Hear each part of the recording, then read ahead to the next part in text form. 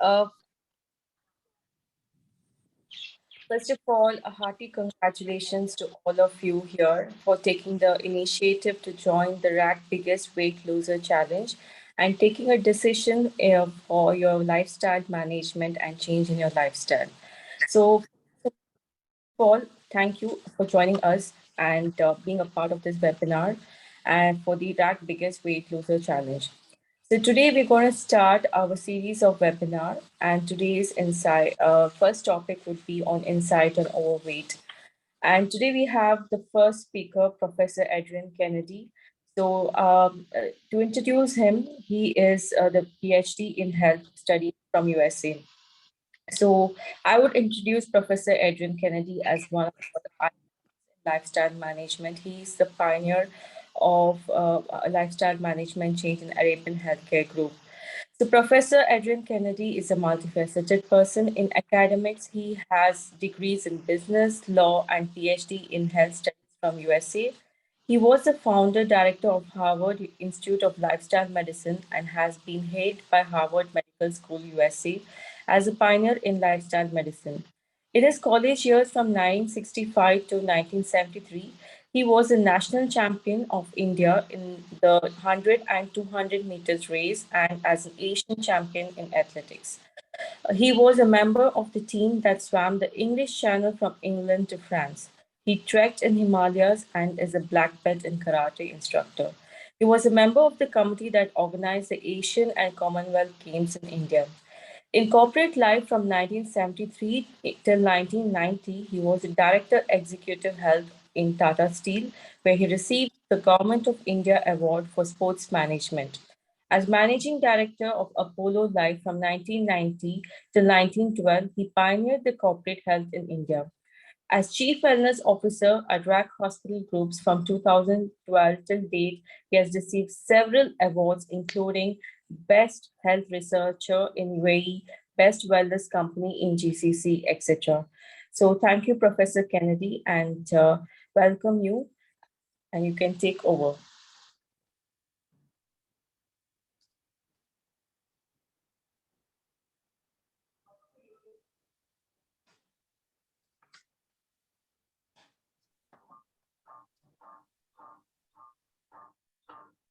Good morning, friends.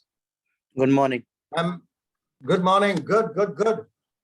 And welcome to our first ObiFit webinar. And I'm speaking to you from India.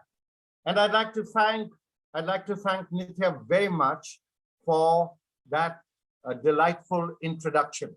Now I'm going to get on to my slides.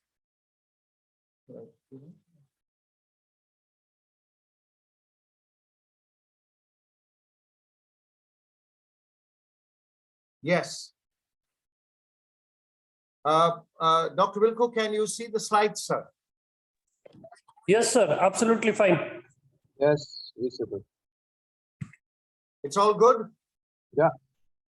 Okay, lovely. Yes. Okay, friends, without much ado, I'm going to delve straight into our subject.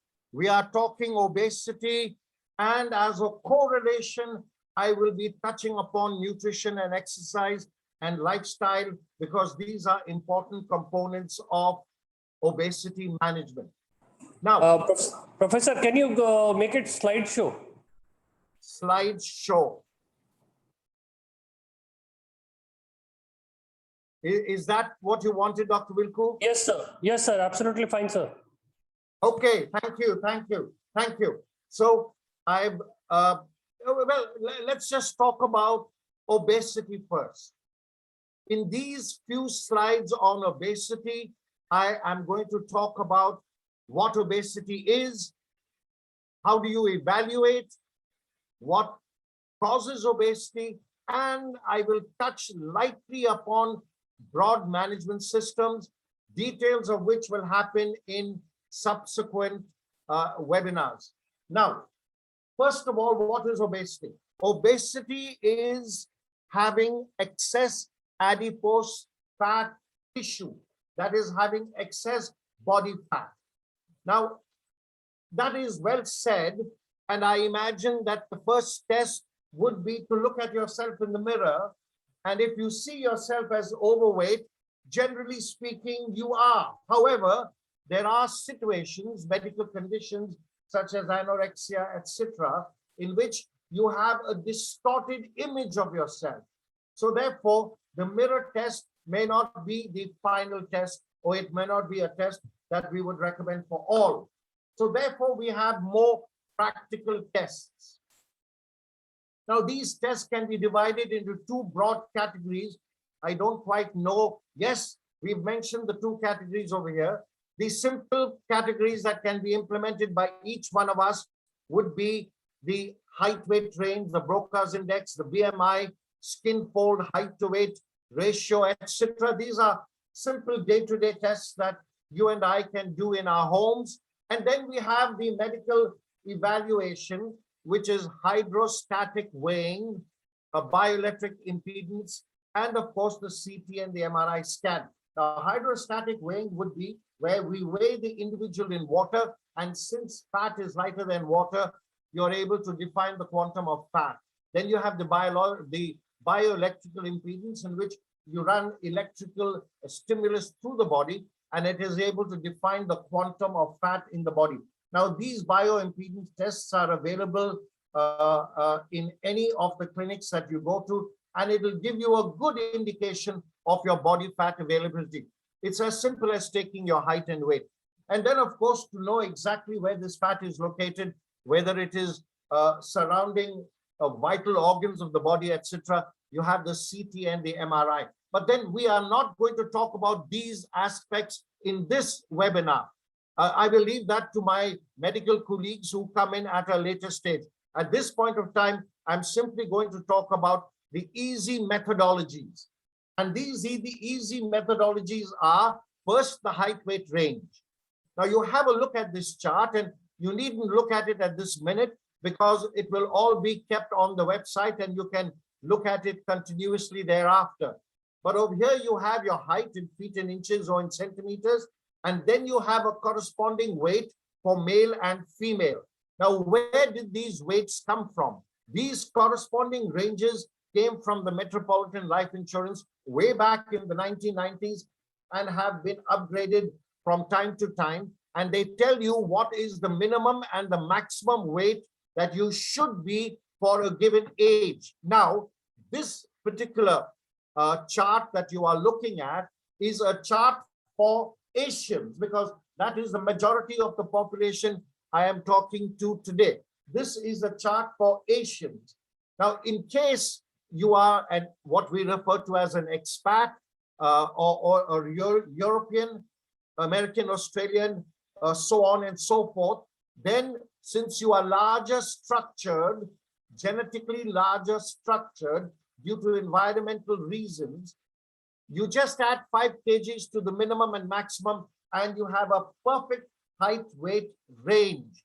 Now, this is commonly used by health professionals, but medical professionals prefer to use a different system, which they call the BMI chart, the body mass index chart, and it gives you various ranges, and these ranges define you as thin, overweight, or obese. Now, when you merge the two, as I have done over here, you will find that you can give your height on the one side, you can have your weight on the other side in terms of the kgs that I have mentioned over there, and then your weight will define you as being thin, normal, overweight, and obese. In this instance, our audience is usually overweight and obese, which would mean that if you go to your doctor will very likely tell you that you have a BMI of above 25. And in case he were to tell you that your BMI is above 30, it would mean that you are grossly overweight. Now, overweight is one aspect and overfat is a different aspect. Now, when we talk in terms of overfat, we are talking in terms of the body fat ratio. Now, technically speaking, by structure, the human will have anything between 80 to about 25 or 30% body fat. And how do we measure this? A simple method is to use the caliper. You measure different parts of the body. There is a calculation which tells you exactly how fat you are, how much fat you have. However, if you wish to do it from a simple way, you simply take a pinch of fat, or you use the caliper or your forefinger and thumb and measure the fat around your abdomen. You measure the fat around your abdomen. If it is 25 mm, you would be 25% fat. If it is 30 mm, you would be 30%, which is normal, or it could be overweight if you're a male. If it's anything above 30, you would be obese. So this is, and why do I emphasize fat around the abdomen? Because fat in different locations has different implications for the human body. It is the fat around the abdomen that puts you at risk. Well, fat in different parts of the body could put you at risk for arthritis and spondylosis and joint problems. However, fat around the abdomen can put you at risk for the cardiac ailment, which is a bigger risk. Okay. I was telling my colleague Arun, who's helping me, that he can comfortably sit on the sofa next door and listen to this webinar. Nevertheless, now, right at the bottom of your screen, you have what is known as a waist to height ratio. And this is something that I recommend that you try right away. When I say right away, I don't mean this instant, but as soon as the webinar is over, you take a tape measure, measure your waist, and then you measure that against your height. Your waist must be 50% of your height. Your waist must be 50% of your height. If your waist is more than 50% of your height, it would then mean that you have a distended abdomen, or you have high fat, you have high ratios of fat within the abdominal region. Now, in the earlier few slides, I had mentioned how you could evaluate yourself or define whether you are overweight. One is you can look in the mirror and the mirror will tell you whether you are overweight. Two is you could take your height weight ratio, and your height weight ratio taken from any chart that is available with any physician or even from the site will tell you whether you are overweight. And the third method is you simply measure the fat around your abdomen by pinching it, and if you find that it is more than 1 inch, it means that you have too much of fat for your structure. And the fourth method that I have suggested is the waist to height ratio. You measure your waist, and in case it is more than 50% of your height, which can also be measured by the same tape, it means that you have excess abdominal fat. So we are able to understand whether we are overweight or overfat. Now, a good question to ask is, what causes obesity? How do we get fat? Is it simply a matter of eating too much and exercising too little? Is that the simple answer? And my statement to you is that obesity is a complex issue.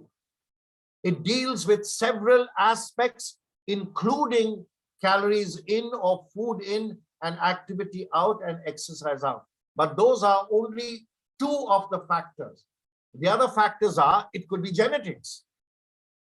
For example, if both your parents are fat or obese, there is a 70% possibility that you will be obese. If both parents are obese, there is a 70% possibility that you would be obese. If either parent is obese, the risk drops down to less than 30%. However, assuming that both parents are overweight, your probability by structure would be about 70%. However, there is the environmental issue. And just because your parents are fat, and just because you have a genetic predisposition, does not mean that you will be or should be fat.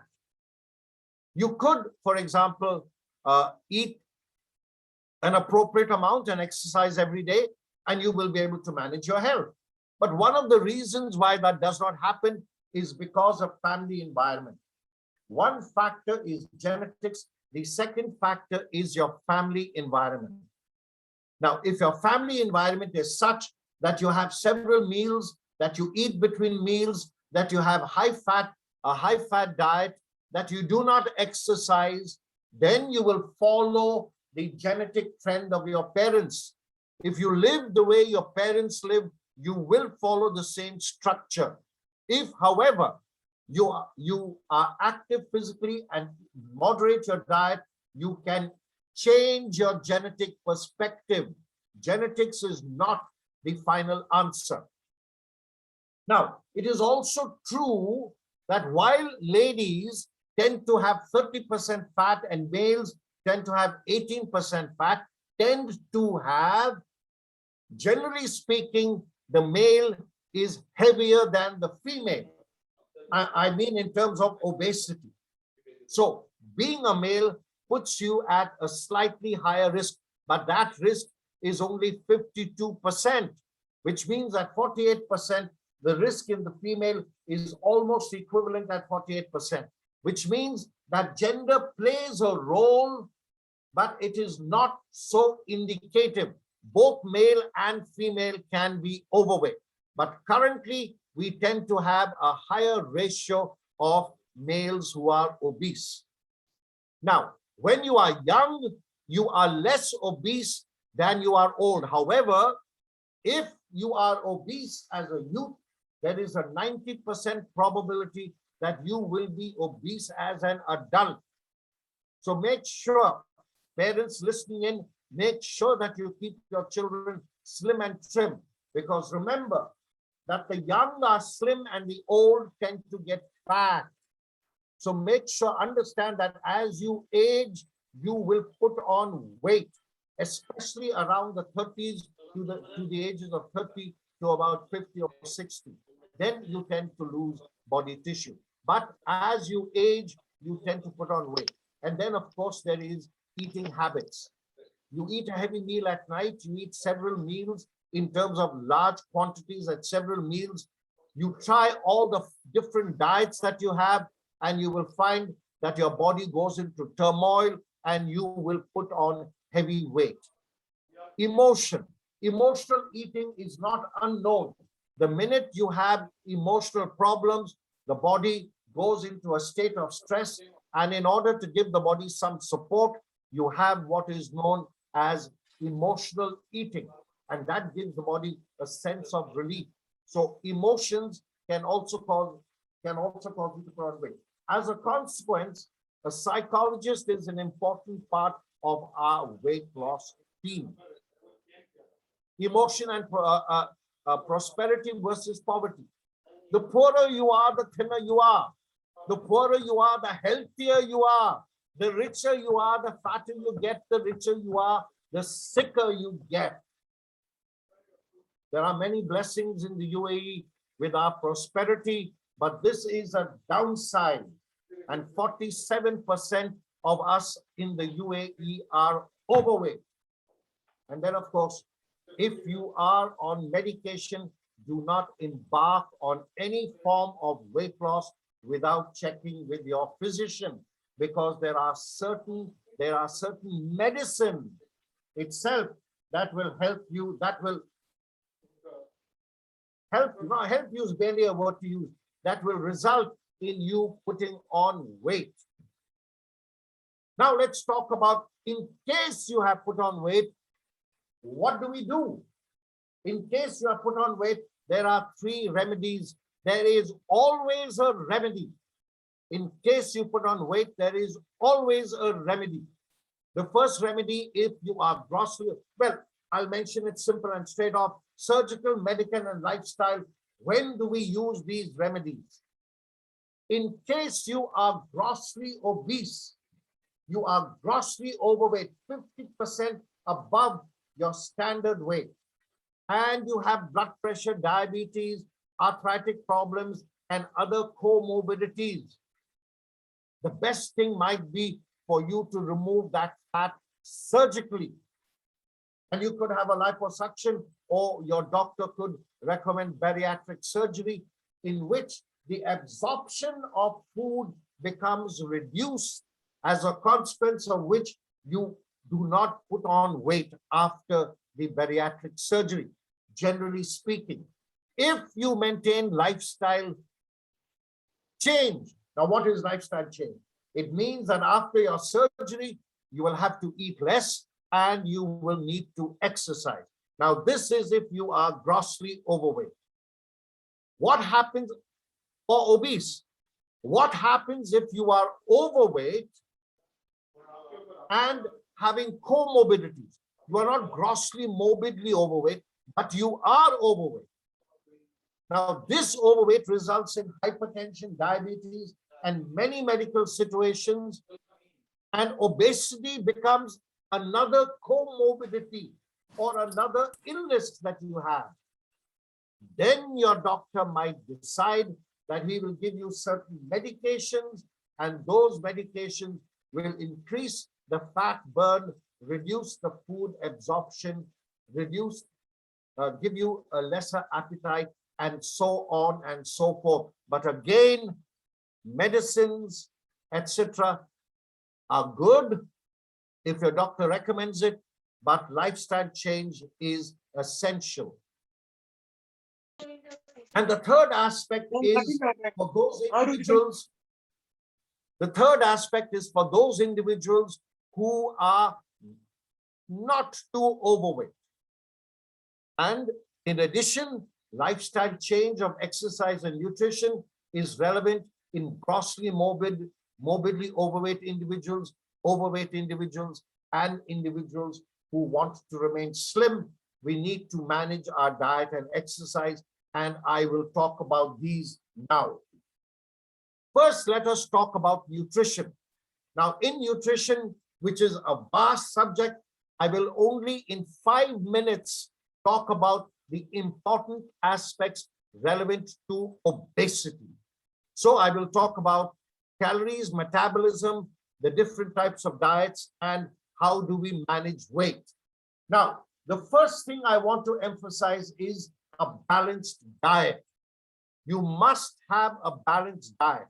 Your diet must comprise cereal, vegetables and fruits, milk and meat, and also other condiments. And remember, at the bottom of that pyramid is exercise activity.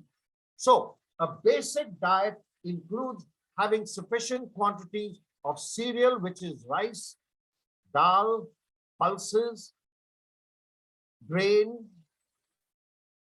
It comprises of a major component of vegetable and fruit, which will give you your vitamins and minerals and fiber. It will comprise of meat and vegetable proteins such as beans, which will give you protein, which will help with digestion and growth. And then, of course, it will give you oil and other condiments of sugar, etc., in order to give you an appropriate taste.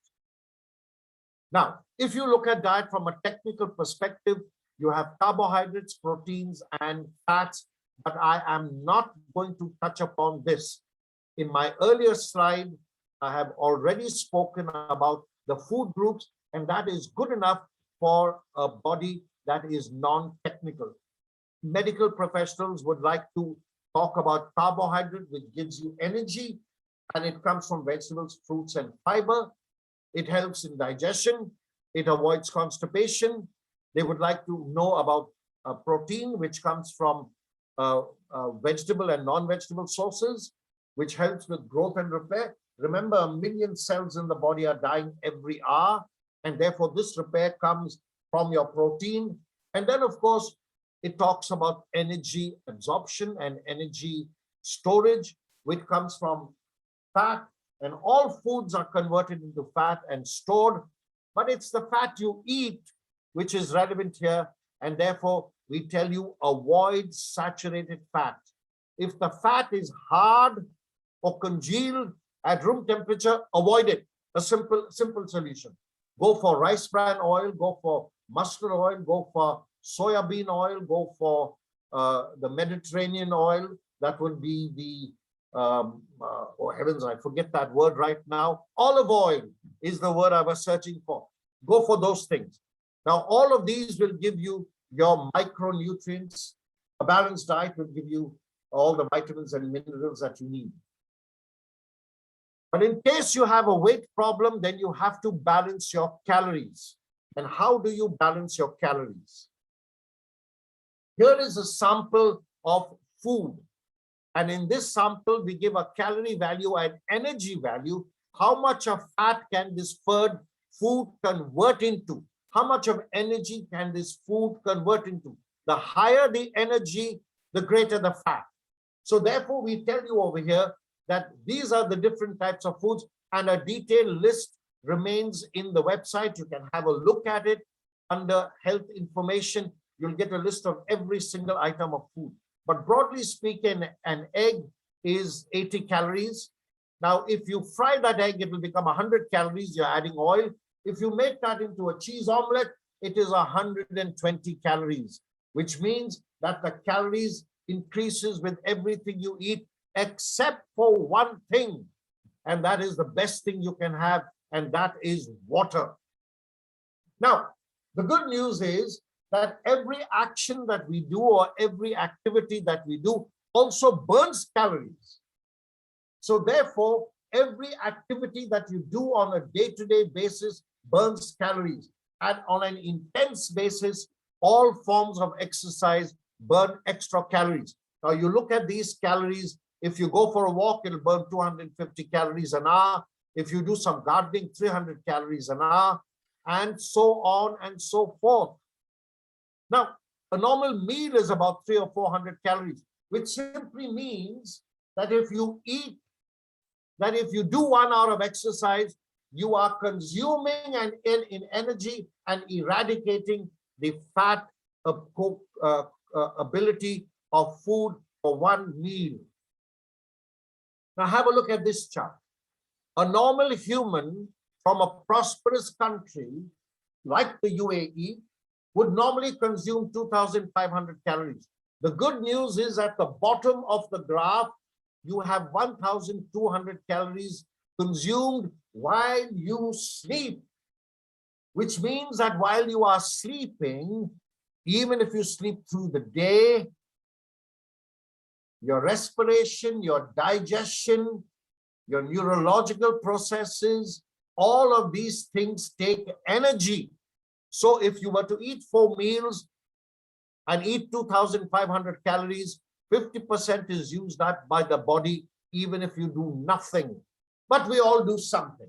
Some of us go to the office, some of us work at home, some of us are homemakers, some of us are teachers, some of us work hard in factories. We burn 100 calories per hour, which is 800 calories in addition to the metabolic process. Now, if you do not exercise, there you will notice over there is an excess. Let us assume that I eat 2,500 calories, and at the end of every day, I go home, I sit down on my sofa, and I watch TV.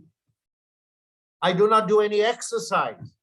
Then the excess calorie is 500, which then converts into fat at the rate of 3,500 calories at the end of 1 week is 1 pound of fat.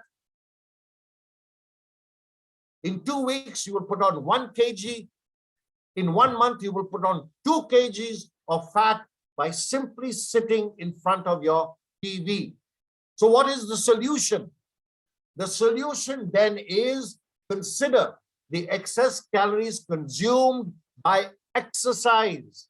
1 hour of exercise will burn 500 calories, and that 500 calories will put you into a 500 calorie deficit, and you will lose 2 kgs every month without fail, without managing your diet.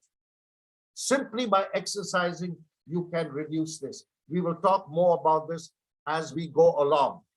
Now there are different forms of diets, different types of diets, and I will touch upon them very lightly. You have the diet for children. Now, children by and large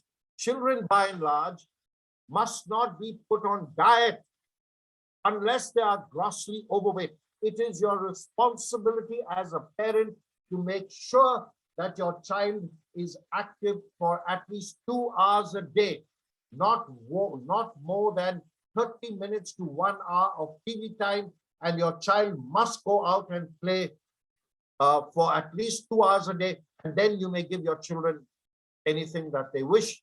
By anything, I mean the good foods, the fruits and vegetables, and the home-cooked meals. Avoid any of the commercial foods. Adults, on the contrary, must diet. You must diet. And in spite of this 1,500, 2,000 calories that I mentioned, a simple solution is please avoid your nighttime meal. The meal that you eat at night is the meal that converts into fat. So therefore, have a good breakfast like a king, lunch like a common man, like a beggar. Go home at night. Do not have a nighttime meal, and you will lose weight. You will sacrifice 500 calories by a nighttime, having no nighttime meal. You will do your 500 calories an hour, and you will consequently, by simply avoiding a nighttime meal and doing your exercise, you can lose up to 8 kgs in a day. Now, isn't that fantastic? But some of us have hypertension and diabetes and all these other factors. And for that, you require specific diets for which you have to refer to your doctor. So beyond your nutritionist, if you have hypertension and diet, weight management is necessary. Diet is necessary. Exercise is necessary, but you must not do it without referring to your doctor. Please do not go in for these popular diets. The Atkins diet, the Pritkins diet, the zone diet, the GI diet, the glycemic index diet, the General Motors diet.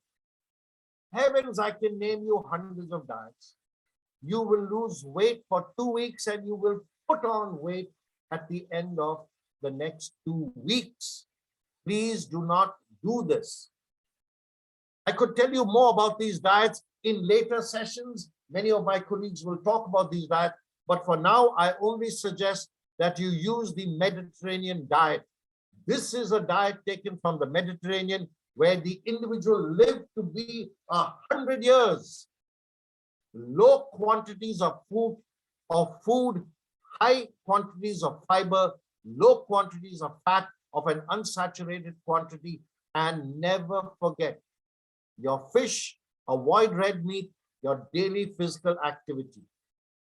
And the choice between the fast foods and the health foods is very simple. Avoid sugar, salt, fat, processed, and commercial foods. They cause free radicals, which result in cancer. 30% of cancers are caused by commercial foods. Instead, eat the wholesome, home-cooked health foods, cereals, fruit, dairy products, beans, and do not forget your 6 to 8 glasses of water. And we come towards the end of our session by talking about exercise. So lifestyle comprises of 2 aspects. One aspect is managing diet, and the second aspect is managing exercise. Now, what are the great benefits of exercise?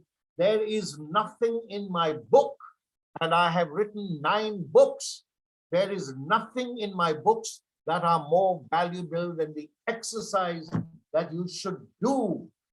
When you exercise, you strengthen the heart. When you exercise, you reduce body fat. When you exercise, you reduce stress and tension. When you exercise, you reduce obesity. So exercise is so important. So what are the different types of exercises that we should do? Well, exercises give you stamina, they strengthen the heart, they give you strength for the muscles, They give you flexibility for the joints, and all these have a different impact on obesity.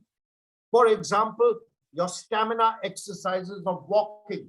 Not only does it strengthen the heart, not only does it improve your lung capacity, which is so important in these days of COVID, but it also burns calories. Now remember, walking utilizes fat as energy. Running utilizes sugar as energy. The more moderately you exercise, the greater is your weight loss. The longer you exercise, the greater is your weight loss. I do not want you to have intensive activity, moderate, slow, long level activity. If you are overweight, a walk for 45 minutes to an hour in the morning and 45 minutes to an hour in the evening is the best thing that you can do, walking. And then, of course, why do we talk about strength when it comes to a weight loss program? You need exercise for strength because strength increases metabolism. Strength increases the latent metabolism in the body, which means that by improving your muscular structure, you burn more energy, you utilize more fat. Therefore, you must exercise. And therefore, these simple exercises, which you can do at home or which you can do in the gym. Yes, you could do these. If you are young, you could do these exercises in the gym. They increase your metabolism. And when they increase your metabolism, they burn more energy through the day and you remain fat. But remember, you do not go for gym exercises without consulting your trainer. And then one of the problems with obesity is arthritis and spondylosis, and therefore we do our joint rotations. Your neck, your shoulders, your hip, your elbows, your ankles, everything. It all helps in keeping your joints mobile. And then you have yoga. We have separate sessions. Remember, exercise in the Western field is external. Exercise in the Eastern field is internal, which means that when you do yoga, it has a beneficial impact also, as does Western exercise, but more so in yoga on the internal organs of the heart, the lung, the kidneys, and so on and so forth. These particular asanas tend to reduce body fat. We will give you practical yoga asanas in further sessions. So how do you keep fit in terms of, obesity? Frequency. Forget about 3 days a week of exercise. Do it 6 days a week. Not only do you do it 6 days a week, please, please, please, if you are participating in the challenge, do it 2 times a day. Get up in the morning, go for your walk, come back from the office, go for your walk, do your mobility and strength exercises, and you will be a, should I say, winner or a loser. You will lose more weight, and as a consequence, you will be a winner. So exercise 2 times a day in case you are overweight at the rate of about 30 or 60 minutes a day. Now, remember, moderation as opposed to intensity. When you exercise in moderation, have a look. It reduces body fat, and that is what you want. It is easy to do. It is enjoyable. It improves your health. It decreases your hunger. It stimulates your immune system. What more can you ask for? Moderate exercise as opposed to intense exercise. And Dr. Wilku will be delighted. I have completed my presentation of 40 slides in exactly 40 minutes. Friends, thank you so much for giving me your time. I want to ask some question. Dr. Wilku, are you taking the session from here? Yes, sir. First of all, thank you very much, Professor, for a wonderful session regarding, and you have covered almost every aspects of lifestyle management to control the weight. And I would like everyone, because we have received a lot of questions in the email also, which I will be putting up. And I will request anyone who want to ask anything can put on a chat box instead of asking verbally. Put on chat box, I will take it there. First question, what I will be asking. Sir, already you have covered a lot of things, but the most important point everyone is having, when is the best time to do the exercise? And is it okay to do our exercise after the meals? These are two questions clubbed together. Okay. What is the best time to do exercise? Dr. Wilku, you have answered. The best time to do exercise is all the time. All the Simply time. put, however, I will give you a little specificity in case you want it. If you choose to do a moderate exercise program like yoga or walking, do it in the morning. Remember that you are getting up in the morning, your heart rate is 60 to 70 beats a minute. Please do light exercises such as walking and yoga. Now, if you want to do intense exercise program, then you may do them in the evening when your heart rate is between 70 and 80.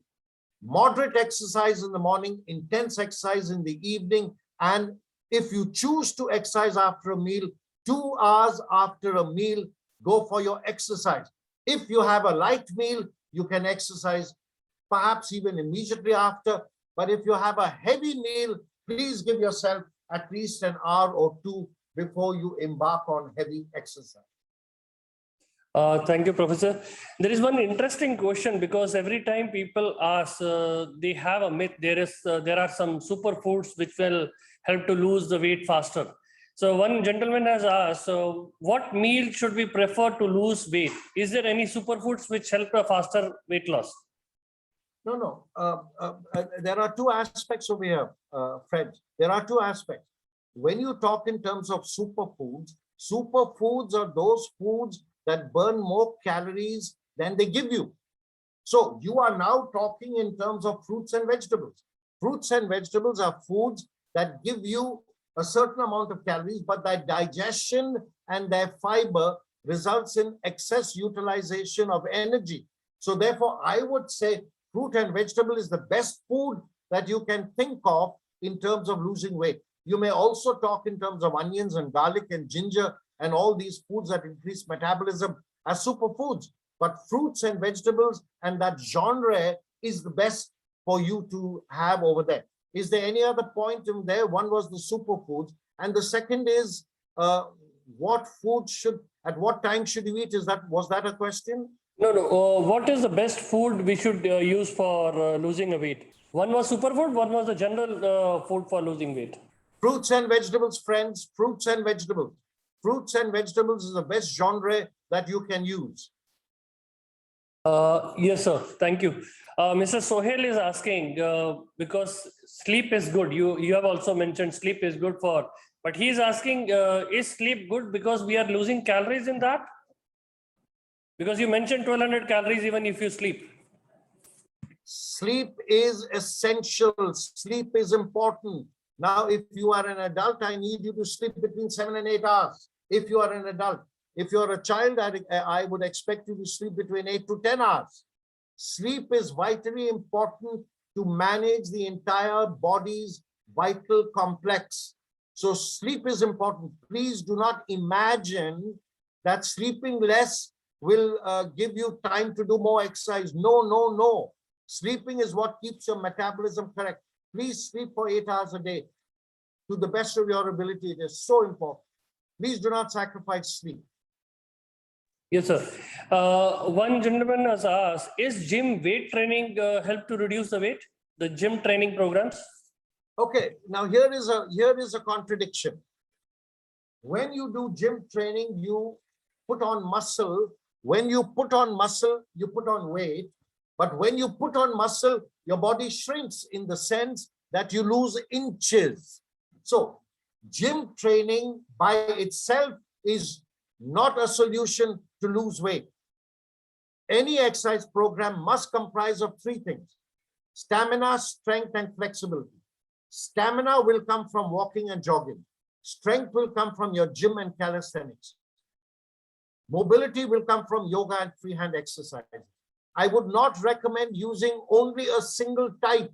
It is like having a meal with only one item of food. Not a good idea. You should combine all three factors to get the best, energy, to get the best to weight loss method. However, I would recommend that you do not avoid gym work during your weight loss program. It is worthwhile doing it. You may put on healthy weight, but if you are grossly overweight, the impact is nominal. Please go to the gym if your doctor and medical professional allow you to do so. Gym exercise is a good way, but not to the sacrifice of walking and aerobic exercise. Thank you, Professor. I will just add to it. Definitely, like Professor has said, you should follow the instruction of your physical trainer. They design your program, whether it is a weight loss program or whether it is a general gym program. It should be divided into the following categories. The cardio will be more, then strength will be more, then the flexibility. So this keeps you in a healthy weight. If you want to lose weight, definitely you should be doing that.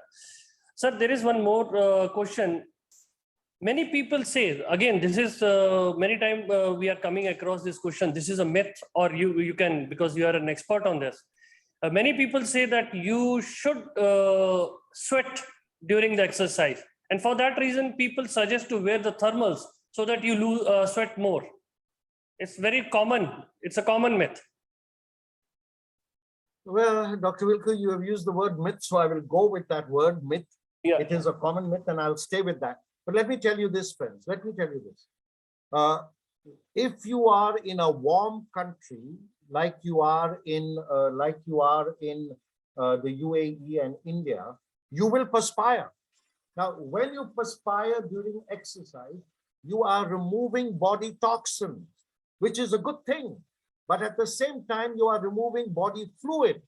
So if you are in a warm country, you must perspire, but you must have a fluid intake in order to avoid fluid loss, which means fluid is important to the body. You lose it automatically when you exercise, but you also remove toxins as a consequence in sweat. So fluid is good during exercise. Now let's come to a cold country. In a cold country, you do not sweat, but in a cold country, you need to exercise, and therefore they wear thermal clothing. They wear clothing in order to be able to walk out in a cold climate. You have to wear warm clothes. You may still not perspire, but it doesn't really matter. That's the body's thermogenic effect. If the body requires you to perspire, it will activate itself. If it doesn't, and you are stepping out into minus cold degree temperature, you must wear warm clothes. Sweating is not the essential end result of exercise. It is one of the benefits. I have exercised in several cold countries, and I have worn warm clothes and not exercised. But consequently, what we do is we actually go to the sauna and the steam after exercise. So that is a support system to remove the toxins. So usually what is done in a cold country, you do your exercise and then you spend a few minutes in the sauna to remove all the toxins, and then you go and have your shower. That is what I recommend. So simply put, I would say in a warm climate, you will perspire, wear light clothes. In a cold climate, please wear warm clothes in order to do your exercise. Thank you, Yes, sir. Professor. It was very much clarified, because many people go for a wrong information. Now, there is one more interesting question. You have already mentioned about it. What about keto diet? Keto diet, you have already said the Mediterranean diet is the best one, and other popular diets will definitely give you a weight loss, but temporary. So one gentleman, Shahjahan, is asking, what about the keto diet? Okay, friends. Now, a simple statement that I've made is that any of these popular diets are to be avoided. I have noticed that there is a question on intermittent fasting, which is perhaps one of the later diets. There is also a question, as Dr. Wilco has pointed out, about the keto diet. There are also questions about several other diets. Friends, the simple words from an old man, me being the old man, having spent 50 years on the subject, the simple words is, number one, a balanced diet. Number one, a balanced diet. Have all the different foods. Number two, low calorie. Number three, high fiber and low fat. A balanced Mediterranean diet or a balanced DASH diet are the best diets you can have. Now I will talk a few minutes about intermittent fasting and the keto diets. I put these into the category of popular fad diets. I respect my colleagues who have made these diets. These are quick fixes. It is like having a major cut and putting a band-aid. It is only first aid.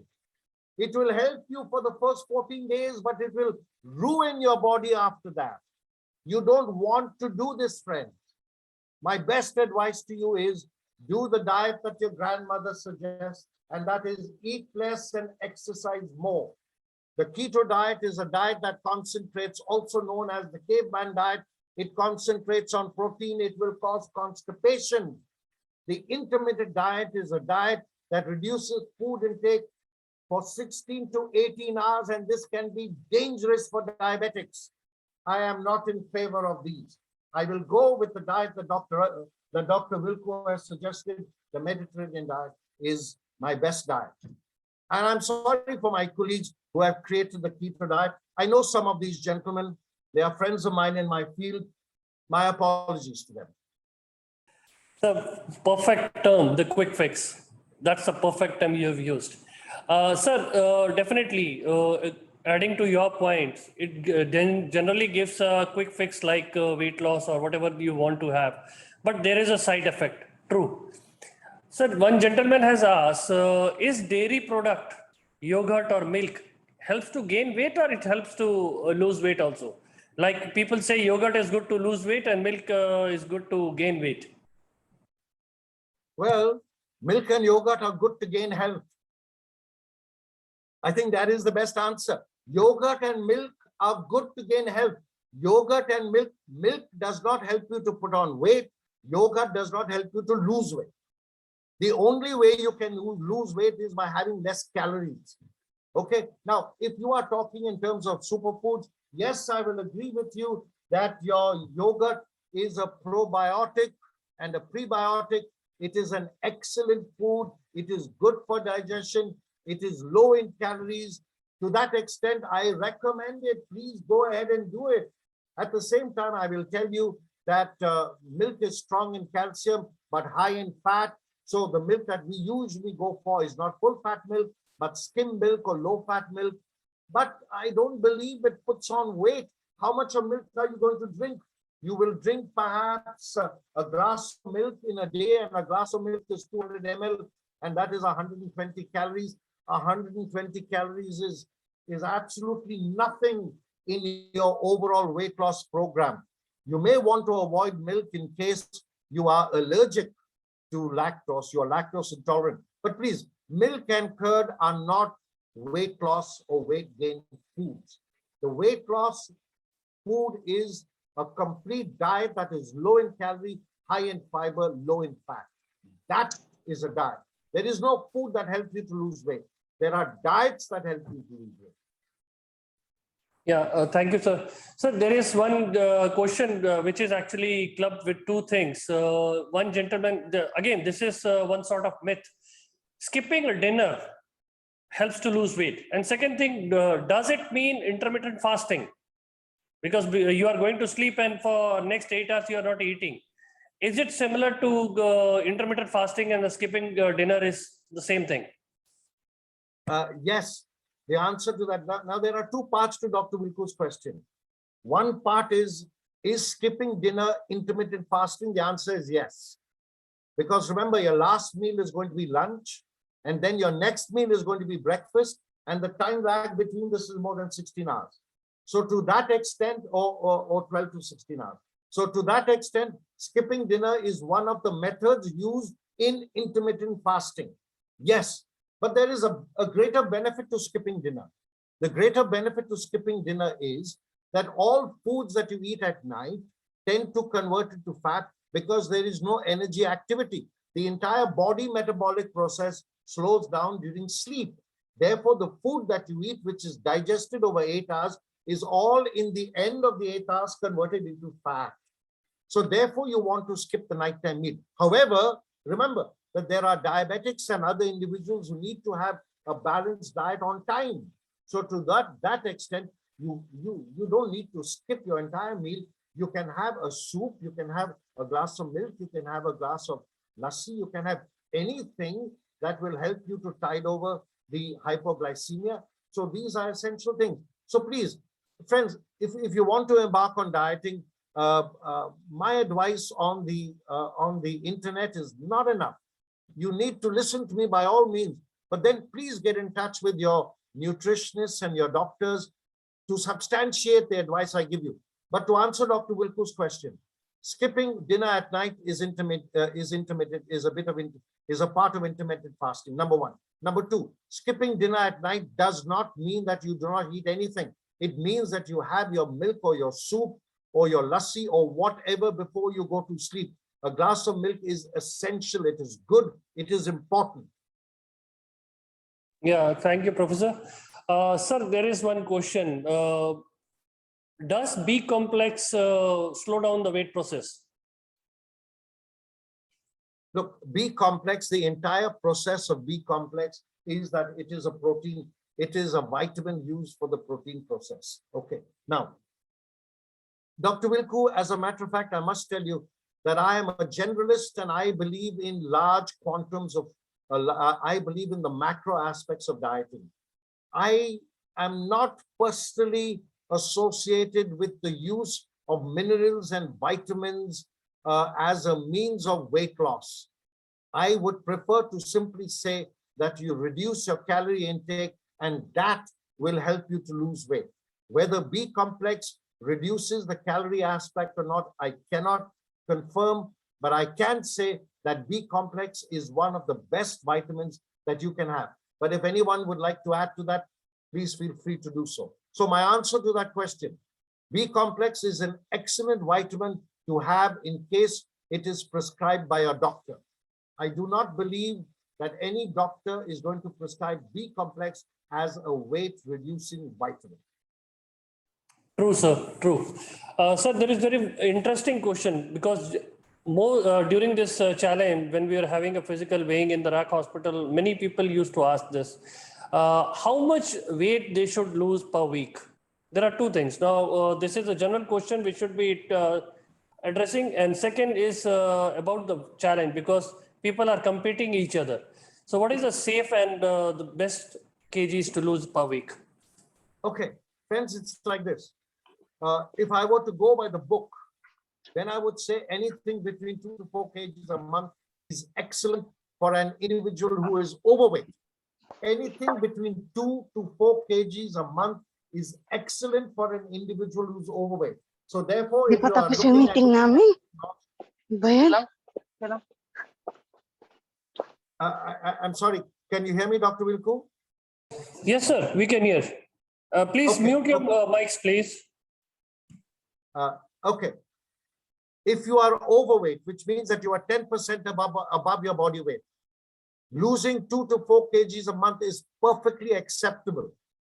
If you are overweight. Now, if you are morbidly obese and you are 30 to 50% overweight, under those circumstances, your doctor will prescribe that losing more weight is not a bad idea, but this can only be under medical supervision.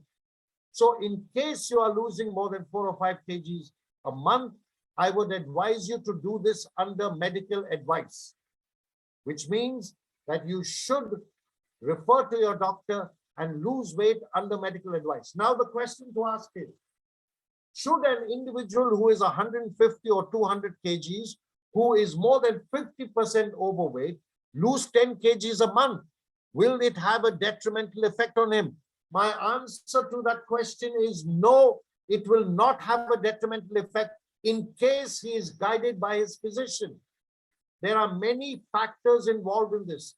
It could be his medication, it could be his comorbidities, it could be many factors.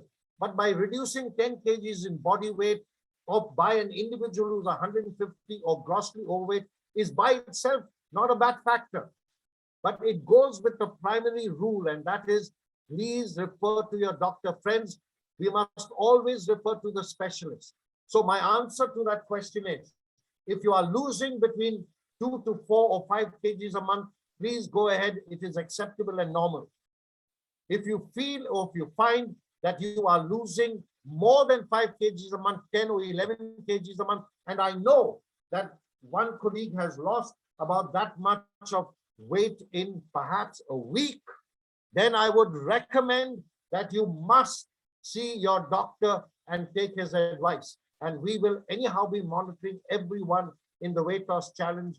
And in case, I would request you to please put in your weekly weight limits into the program, and we will see. In case you are losing excess weight, we will connect you to your doctor. So my answer to the question, up to 5 kgs, don't worry about it. Anything above 5 kgs, if you're losing 10 or 11 or more kgs, please do not forget to consult your doctor. Dr. Wilku is a good person to connect with straight away. Otherwise, your local physician is good. Yes, sir. Thank you. Sir, there are repeated questions because we have answered. And one for general, I'm just saying, any those who have missed or those who want to repeat, because people are asking whether we are sharing the slides. So you can see the recordings day after tomorrow. You can log into your web page and go to the webinar archive, and you can see the recording again. And there will be health tips. Many people have said they have not received it. Please check your spam and junk folders so that it is being sent in a bulk.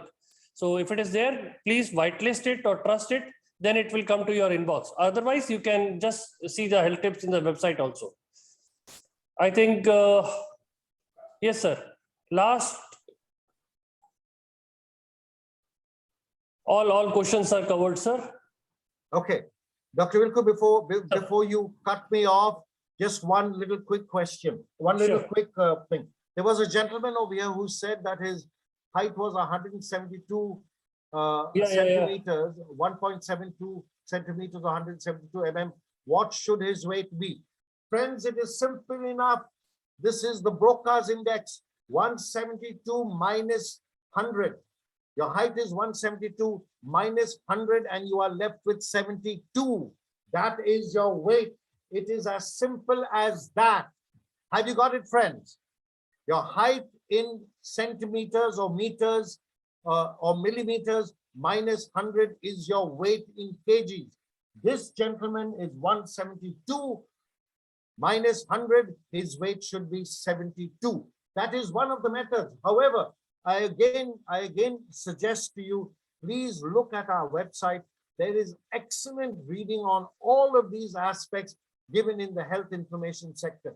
Please go to it. It will answer every single question you can dream of. The balance answers Dr. Wilku will give you. Yes, sir. And that's the reason I said, because many people are asking the same questions again and again. So you can visit the website. All informations are there. And anything related to specific diet, because next there will be every week, there will be webinars. So webinars will be, next will be coming for the medical webinar, medical aspects of weight loss. Then the dietitian will be talking about the specific diets. Then you can put on these queries. Even if you want to ask anything, you can put an expert email so we can reply to that mail. Yes, sir, you were about to say something. Dr. Wilku, you have to cut me off after this, because I will keep answering questions, and I don't want to be unfair to the time that you have allotted. But yes, one sir. gentleman did ask about supplements. Friends, a supplement is just that. It is a supplement. It is an add-on to your meal. It is not a replacement. Now, who needs supplements? Little babies who are growing up to the age, up to a teenage, 17, 18, they require supplements. And individuals like me above the age of 60, we require supplements. Bright, young, healthy individuals who I wish every one of you is, does not require a supplement unless it is prescribed by his doctor. So my friends, I know that the supplements is a rage in the UAE. It can only be used for sports purposes in case you need to do that, but again, not without a technical reference. Otherwise, supplements, vitamins, minerals are recommended for little children, and they are recommended for older adults or in certain medical conditions. A supplement is not a replacement for a meal. I do not recommend that at all. Please check with your doctor before you move forward with supplements. A good, strong, balanced diet is excellent. Yes, sir. Thank you, Dr. Very true. Wilku. Very true. Thank you, sir. So any question unanswered, we'll be answering in through the mail. And Dr. Nitya, over to you, ma'am.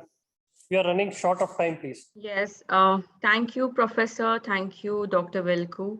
On behalf of RAC Hospital and Ministry of Health, I thank the speaker for his valuable talk today and the insight about the diet and physical exercise.